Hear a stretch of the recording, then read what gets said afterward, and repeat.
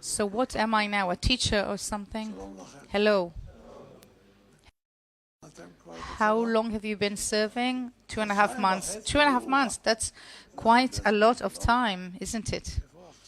Where are you now stated? Golani, in the 12th Battalion. 12th. Yes, that's great honor. Wow.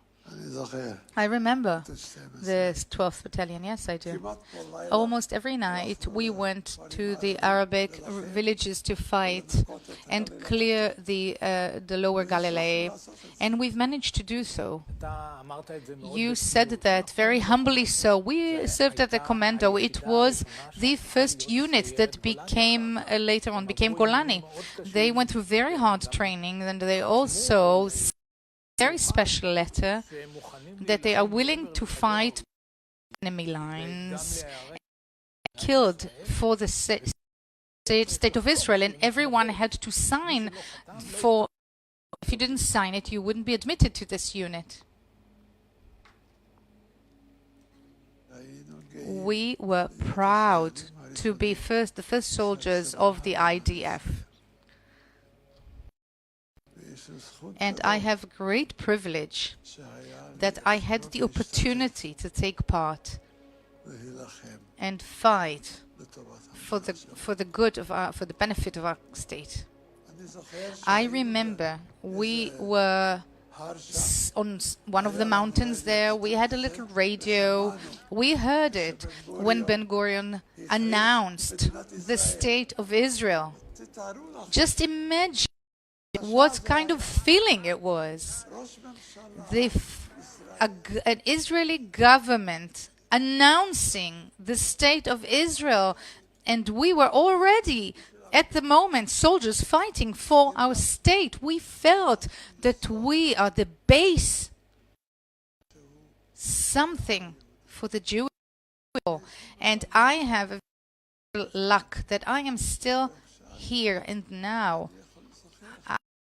Speak to you, and when I look at you, I already know that we have already won. How can someone who, in fact, now was separated from his family and makes to Israel, where do you find the resilience to come and serve and fight? It's a good question. It's a very good question, in fact, but I think it's something that runs in your blood. I didn't think a lot to Israel. When I went to the IDF, it was something automatic, because this is what we had to do. You don't think when you joined the army, whether I'm going to the army, I'm not going to the army, this is something that is our duty to fight for our state. And then, since then, and now as well.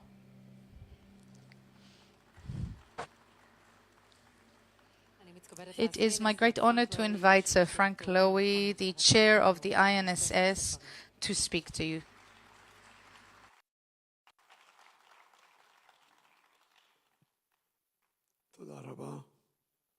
Thank you very much. Good morning. I'm very happy to see you here, to have you here listening to this very important issue of conscripting and enlisting to the army. I think you can see me. Yes? You can see me when I was about 17 years old, 1947, beginning of 1948, when we were at Gesher, Kibbutz Gesher. At the time, it was the border between Jordan and Israel. And I want you, us, and all of the people of Israel, what has changed? Don't we have enemies now? The way we talk, even about the fact that we need to enlist.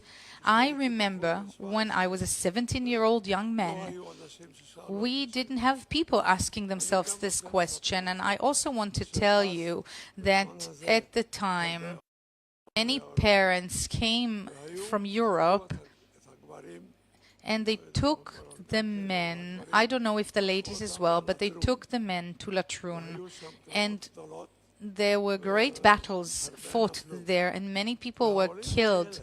And these parents saw from the ship in Haifa, they could see all the way to Latun. They went all the way to Latun, where they got killed. So when we have such a past, how can we even think that maybe we don't have to enlist to the army? I don't know how this have happened. I'm glad to have you here today, because now we will have people speak, and I do hope and expect this to influence people who will talk and listen about enlisting to the army. Thank you very much for coming here today, and goodbye.